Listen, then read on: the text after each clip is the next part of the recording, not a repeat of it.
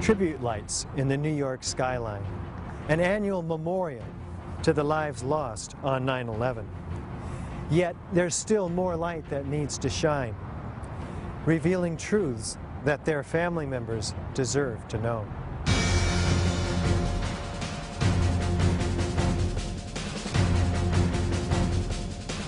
September 11th, 2001, a day that changed history.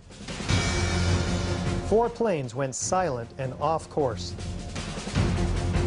2 of those planes crashed into the World Trade Center Twin Towers. Several columns were severed, and the jet fuel ignited fires that spread over several floors.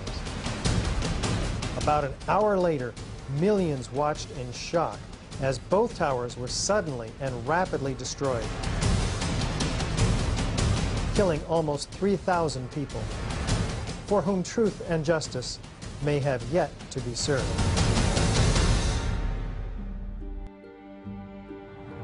Hi, I'm Richard Gage, AIA, licensed architect of over 20 years and member of the American Institute of Architects.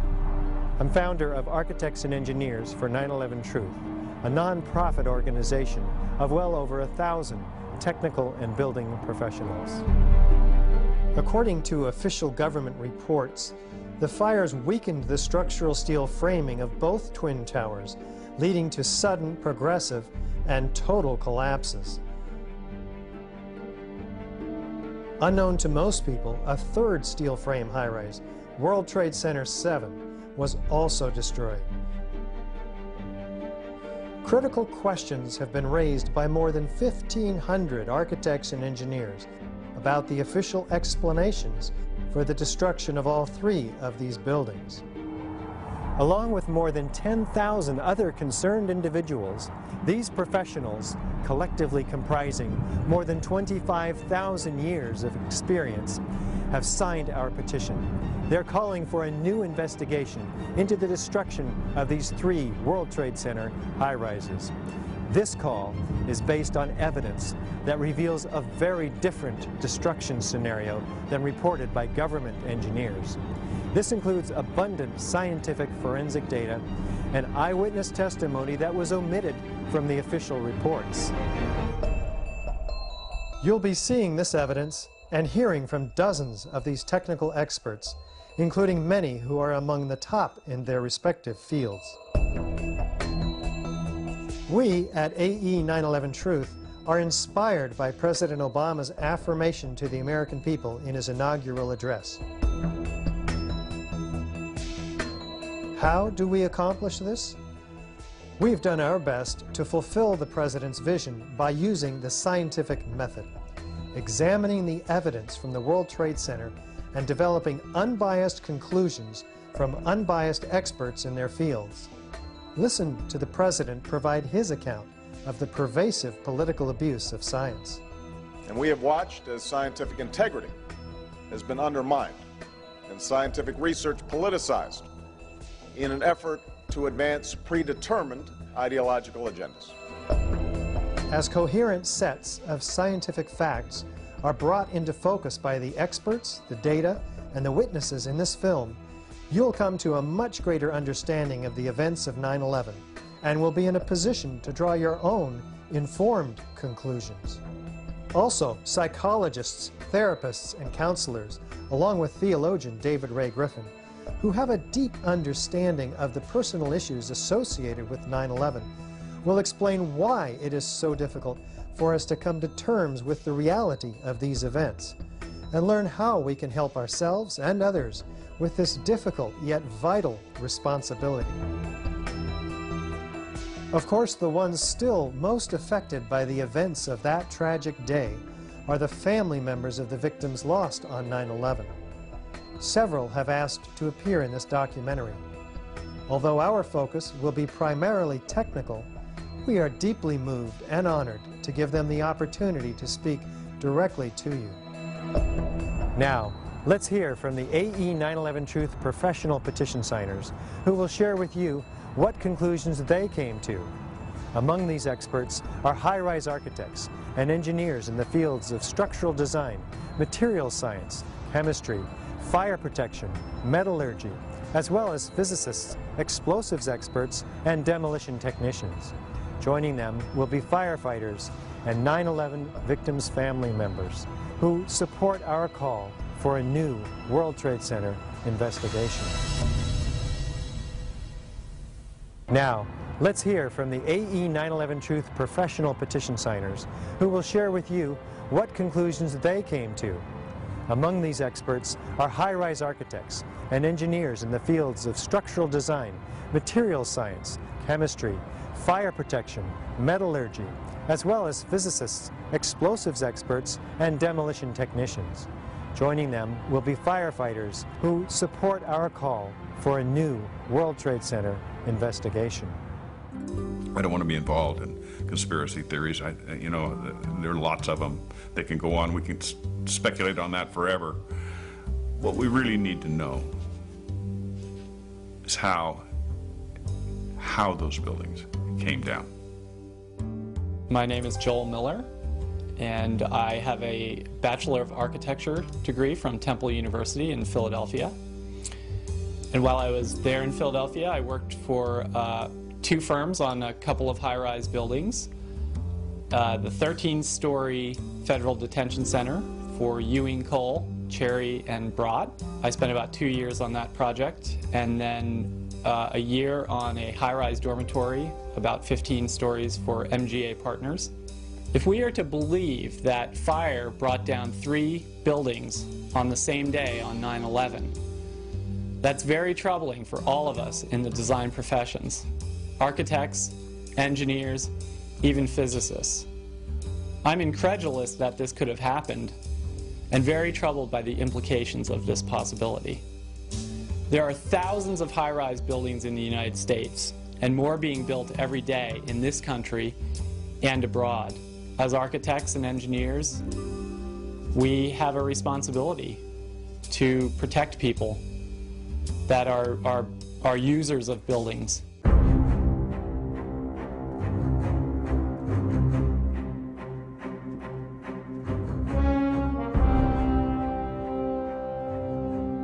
The new World Trade Center Building 7 looms above the site of its original. Building 7 was a 47-story high-rise, not hit by an airplane. Yet it was the third modern steel-frame skyscraper to collapse rapidly and symmetrically on 9/11. It was a football field away from the North Tower and sustained minor damage from the falling debris. Building 7's precipitous collapse was blamed on normal office fires. I'm Kamal Obeid. I have a master's degree in civil and structural engineering from the University of California at Berkeley. I've been a practicing engineer for the last 30 years. Building 7 to me is really what gives it away, because that's a classic case of controlled demolition.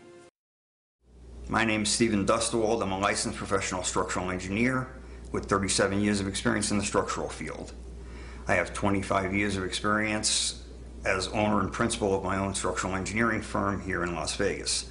I have focused on nuclear power plant design, large commercial and industrial buildings. I first became aware of the problems with the official account of the collapse when I saw a DVD online from Architects and Engineers for 9/11 Truth. They pointed out various problems with the official story, and the ones that caught my attention were the rapid failure of the connections in order for the building to come down at the rate that it did. My name is Casey Pfeiffer. I am a registered professional structural engineer in San Diego, California. I have a Bachelor of Science degree in civil engineering at the University of Notre Dame. I have been practicing engineering for 15 years, and currently I am the principal of Pacific Coast Structural Engineering in San Diego, California. A friend of mine gave me a Blueprint for 9/11 Truth DVD to review, and from that, the evidence that I saw was so compelling that it became obvious that the official story was not correct. I'm William Rice. I worked for one of the nation's largest design-build construction firms on commercial and industrial and institutional projects in Boston, New York, Philadelphia, Baltimore areas. As a professor, taught engineering materials, structures lab, and other building-related courses at Vermont Technical College to architectural and engineering students for 20 years. I watched Building 7 fall at an accelerating rate in 6.5 seconds. This was a massive 47-story structure. The only way that a building can accelerate as it collapses is by having pre-engineered, precisely timed, and precisely placed explosives. In other words, controlled demolition. My name is David Topete. I have a Master's of Science degree in Civil Engineering. I am a licensed structural engineer. I design new structures and retrofit existing structures from concrete or masonry or structural steel. In my professional opinion, in my experience, for World Trade Center 7 to collapse straight down upon itself, as video indicates, as everything that we've witnessed, the supports at the center essentially all had to be taken out at once. I certainly believe that it had to have been controlled demolition, controlled charges, explosives, something of that type, because it was a sudden failure. I'm Dr. Bob Bowman, Lieutenant Colonel, United States Air Force, retired. Flew 101 combat missions in Vietnam, directed all the Star Wars programs under Presidents Ford and Carter. My PhD is in aeronautics and nuclear engineering from Caltech. I did postdoctoral work at the Von Karman Institute in Brussels, Belgium, in finite element analysis. I taught at 5 universities and colleges, serving as department head and assistant dean.